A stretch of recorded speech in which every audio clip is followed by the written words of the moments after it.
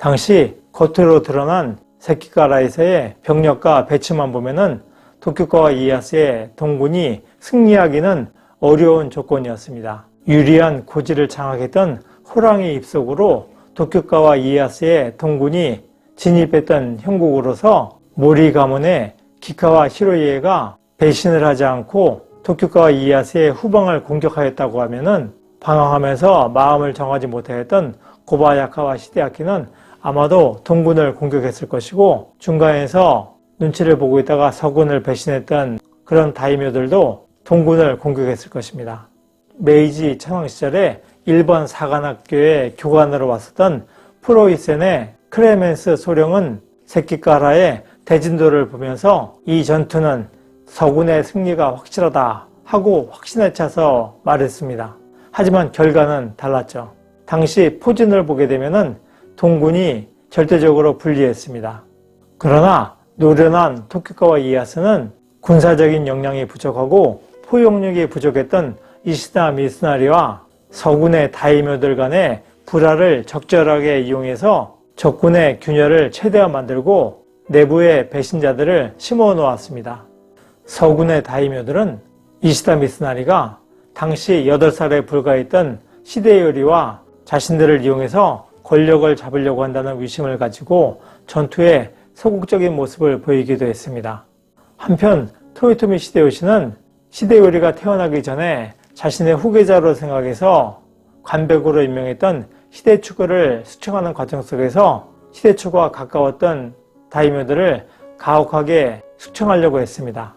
그런데 그들은 도쿄가와 이에야스의 도움을 받아서 위기에서 벗어나게 되는데, 그들은 에도에서 오사카 사이에 이르는 그런 중요한 길목에 있었던 그런 다이묘들이었습니다. 그런 자들이 도쿄가와 이에야스의 도움을 받아서 목숨을 구하게 되니까 나중에 세키가라 전투에서 도쿄가와 이에야스의 편을 들게 되었던 것입니다. 도쿄가와 이에야스를 견제하고 저지하여야 할 다이묘들이 세키가라 전투에서 도쿄가와 이에야스를 편들어서 길을 내주게 되니까 도쿄가와 이에야스의 진군 속도에 이시다 미스나리는 크게 놀라게 됩니다. 한편 전투를 앞두고서 이시다 미스나리는 인질을 확보하기 위해서 호소카와 다다오키의 부인인 가라샤 등을 인질로 잡으려고 했습니다. 그런데 가라샤는 인질이 되기를 거부하고서 가신의 창에 스스로 뛰어들어서 자결을 합니다.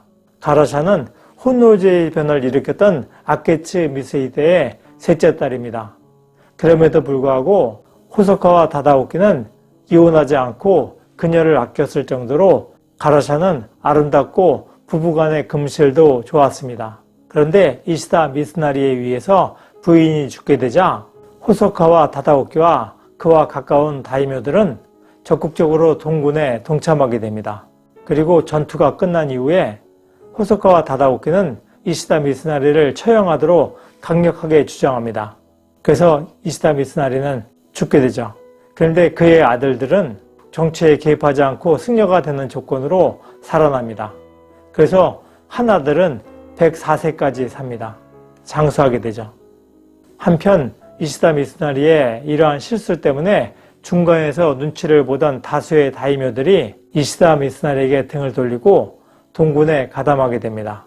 만약에 이시다 미스나리가 자신과 불편한 관계였던 고바야카와 히데아키에 대해서 보다 적극적으로 협력을 요구해서 그의 마음을 얻었다면 한때 토요토미 히데요시의 양자였던 고바야카와 히데아키는 아마도 중요한 승부처에서 서군을 배신하는 행동은 하지 않았을 것입니다.